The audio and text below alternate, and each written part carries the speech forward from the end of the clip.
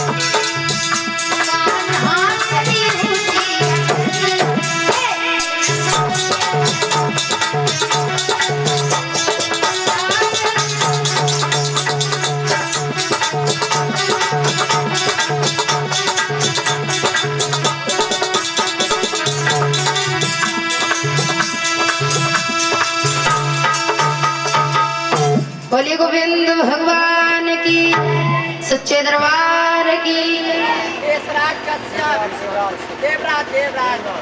और ये देवराज भैया जी की तरफ से कश्यप जी की तरफ से 101 रुपये भगवान सदैव बना रखे।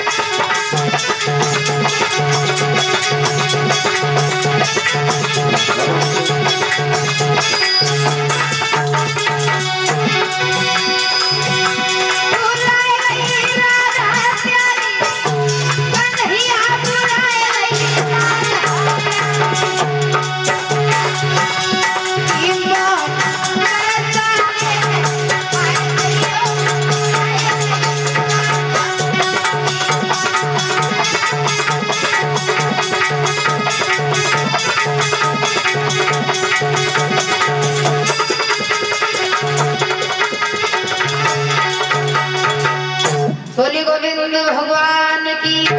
सच्चे दरबार की जय।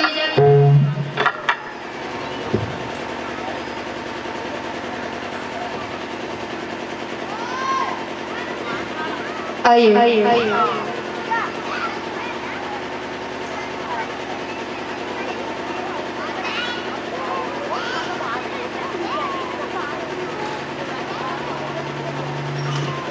आइए गौर करेंगे कथा की तरफ। श्री हरि हर गंगा मैया के किनारे बैठे हुए व्यास नंदन श्री सुखदेव जी महाराज